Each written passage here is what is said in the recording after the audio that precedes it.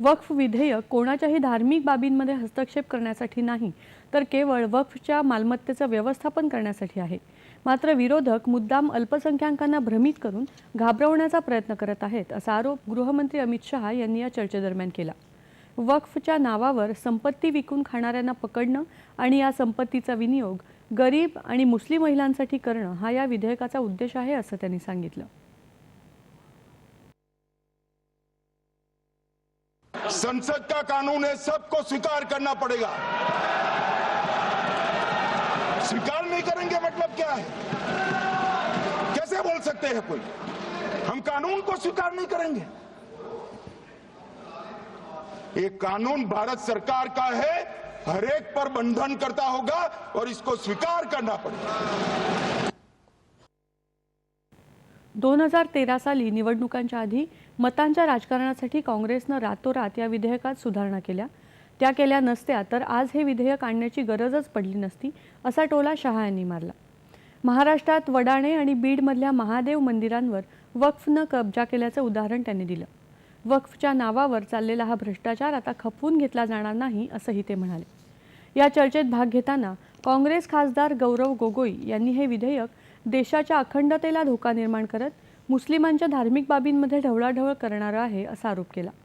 वक्फ कायद्यात सुधारणा आवश्यक आहे, मात्र सरकारनं आणलेल्या सुधारणा मुस्लिमांना न्याय देणाऱ्या नाहीत, म्हणून घटनाविरोधी आहेत, असं गोगोई पुढे म्हणाले। इस सरकार का इस बिल के द्वारा 4 इनके मूल उद्देश्य।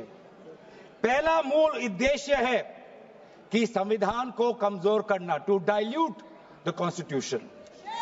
इनका दूसरा उद्देश्य है भ्रम फैलाना, to defame the minority communities of India. इनका तीसरा उद्देश्य है to divide the Indian society. और चौथा इनका उद्देश्य है to disenfranchise the minority communities. संशोधन चाहिए सर, मैं नहीं कहता कि हम संशोधन के विपक्ष में नहीं, लेकिन संशोधन इस प्रकार का हो जिससे बिल का रूपायन, जिससे बिल और ताकतवर बने। और इन्होंने ऐसे संशोधन लाए हैं जिससे बिल से इस देश में और यहां पे समस्या बढ़ेगी। समाजवादी पक्षाचे खासदार अखिलेश यादव यांनी या विधेयकावर टीका करताना सरकारचा हेतू स्वच्छ नसल्याचा आरोप केला। आपलं अपयश लपवण्यासाठी सरकारनं हे विधेयक आणल्याचं ते म्हणाले। जेडीयूचे लल्लन सिंग यांनी या विधेयकाच्या समर्थनार्थ बोलताना हे विधेयक पसमंदा मुस्लिम समाज आणि मुस्लिम महिलांना न्याय देणारं आहे, त्याकडे संकुचित दृष्टीने पाहू नये, असं आवाहन केलं। टीडीपीचे कृष्णप्रसाद टेनेटी यांनी विधेयकाला पाठिंबा देत हे विधेयक अल्पसंख्याकांसाठी आर्थिक आणि सामाजिक परिवर्तनाची संधी प्रदान करत असल्याचं सांगितलं। शिवसेना उद्धव ठाकरे पक्षाचे खासदार अरविंद सावंत यांनीही या चर्चेत भाग घेतला।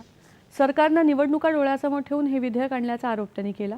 या विधेयकामागे धार्मिक हेतू असल्याची टीकाही त्यांनी केली। हे विधेयक मुस्लिमांना न्याय देण्यासाठी नाही, त्यांची जमीन हडपण्याचा डाव असल्याचा आरोप त्यांनी केला। काँग्रेससह विरोधी पक्षानं नेहमीच देशात भ्रम पसरवण्याचा प्रयत्न केला असून वक्फ सुधारणा विधेयकावरही ते सध्या हेच करतायत, असा आरोप शिवसेना खासदार श्रीकांत शिंदे यांनी या विधेयकाच्या चर्चेत केला। या विधेयकाला पाठिंबा देऊन बाळासाहेबांची विचारसरणी जिवंत ठेवण्याची संधी होती, पण विरोध करून शिवसेना उबाठा पक्षानं बाळासाहेब ठाकरे यांच्या विचारधारेला तिलांजली दिली, अशी टीकाही त्यांनी केली।